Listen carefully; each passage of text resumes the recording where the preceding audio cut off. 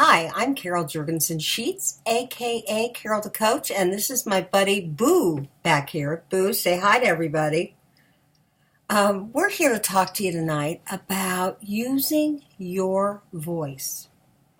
So many people, both men and women, are afraid to use their voice and express themselves. And one of the things that I know to be true is there are four types of communication. One is aggressiveness. And that's when you yell or you put people down or you actually intimidate and let people know how you feel. Now, you might have met somebody like that. I hope not. I doubt that you are one of those people, or you probably wouldn't be listening to me right now. But that is aggressive. On this end of the spectrum, we have passive. And that's somebody who doesn't use their voice at all. They let people say things to them, and they don't speak their truth. They're either afraid to, they don't want the conflict, they don't think they'll be heard.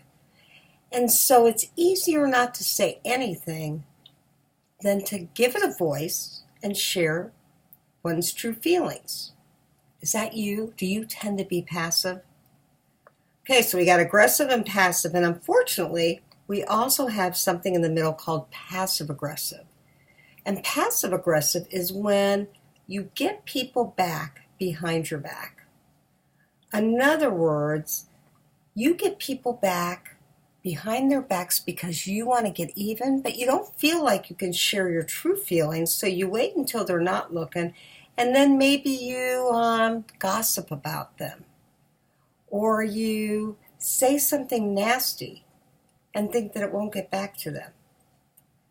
You don't have the courage to be honest about what you believe, think, or feel. And as a result, you're passive-aggressive. Now, the last form of communication is the healthiest form of communication, and that is assertiveness. When you're assertive, you're clear and direct about how you feel, what you believe, and what you want. It certainly doesn't mean you get your way, but it does ensure that you were direct and clear and that you made your point. It's up to the receiver as to what they do with it. Interestingly enough, I was in a women's group. And at one point, we rated everybody in the group. And my colleague, one of my dear, dear friends, was rated the most dependable, the person that was trusted the most. And when we talked about what was it that made her so trustworthy, the group consensus was that she actually shared her truth. She was honest, she was upfront, and people knew where they stood with her. Now, I know you may be in an environment that isn't safe. It's not safe to talk about things that you truly believe in. And if that's the case, if it's really not safe, if you could be aggressed against, perhaps physically harmed, I don't want you to do it.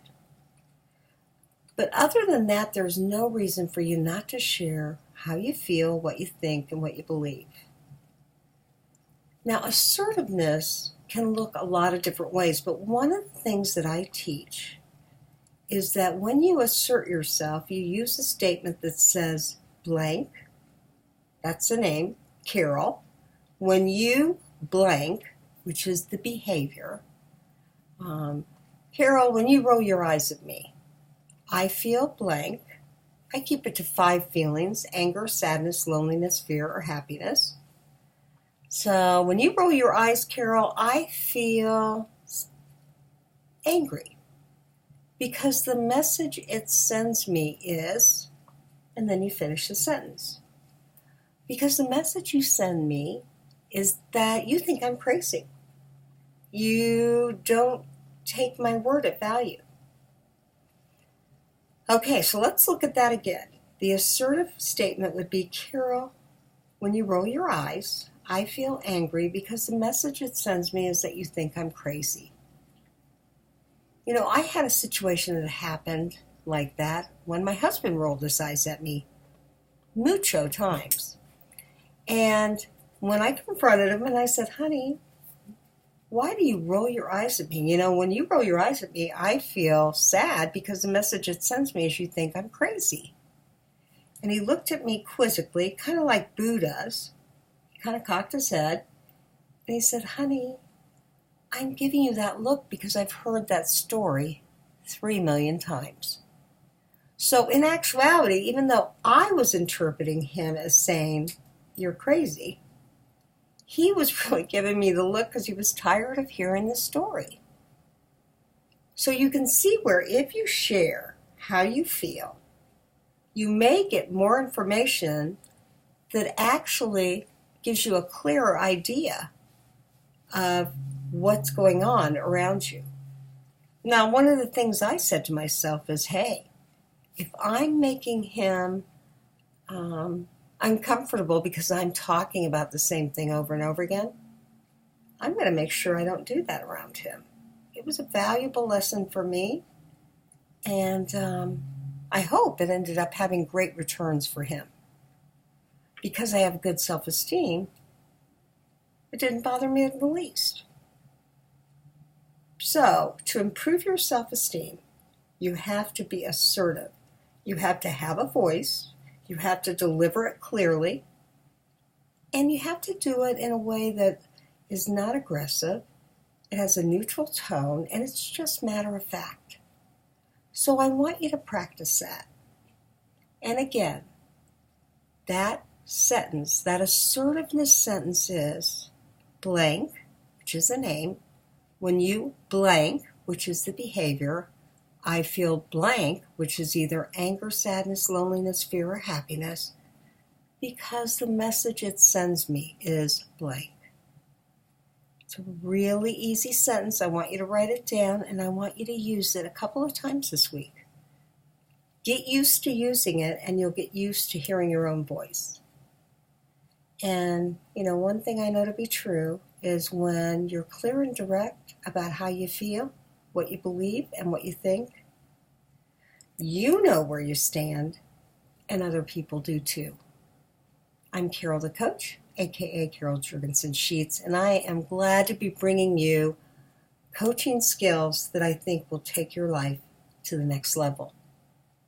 Have a great week.